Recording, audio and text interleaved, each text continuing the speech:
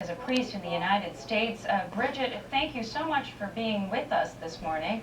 Pope Francis supports placing more women. You're so welcome. He supports placing more women in leadership roles in the church, yet he does not believe they should be ordained. Well, the full equality of women in the church must include ordination, because women must be one with the people at the altar and reflected, because we image God. We're created in God's image. So to exclude women is to discriminate, and it sends such a prejudicial view to the world that women are unequal. And as you know, the Catholic Church really has an influence over issues of abuse and contraception worldwide that result in poverty and climate. All the influence of ecological healing, all the things he cares about, must have women as empowered partners and equals in every area. So here you have this leader of the world's biggest church, of America's biggest denomination, landing on U.S. soil. In some regards, he is viewed as a progressive, but when it comes to women in the church, is he stuck in the Dark Ages? Yes, we think that we love Pope Francis. The women priest movement are big fans too, like every other Catholic in the United States, because of his stance for justice for the marginalized. But for women, he does not see the issue of women's equality as a justice issue. That's why the women priest movement is leading on that, to create a more inclusive, partnership, empowered church where all are welcome to receive sacraments, not just those who obey the rules.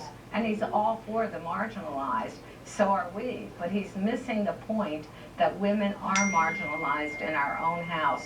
We are not equals. We're discriminated against by our own church. And that's the piece that we want to bring home to him, that he needs to make the connection between discrimination against women in the church and abuse, poverty, and prejudice against women in the world.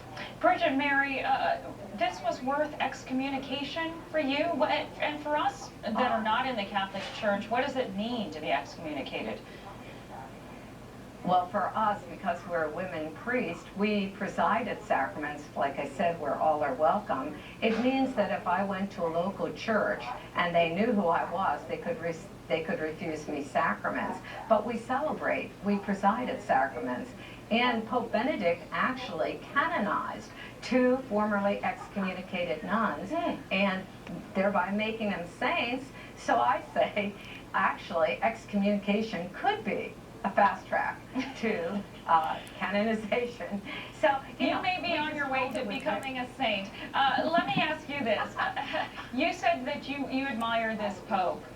What would you say to him to maybe bring him more on board to what you and I think much of society, at least here in this country, believe should be women's place in the Vatican hierarchy, in the Catholic Church's hierarchy? I believe that he should really open the doors fully to women as true equals in all areas of the church's life, including priesthood.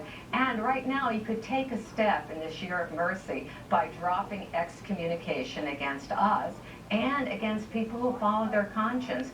A lot of Catholics are excluded from sacraments, the divorced and remarried, like you were just talking about.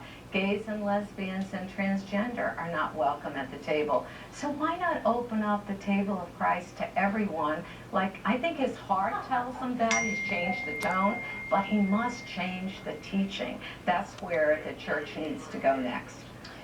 Bridget and Mary Meehan, thank you so much for bringing us this perspective on women in the church. Good luck with the sainthood thing. Good to see you. Thank you. Okay, the Pope's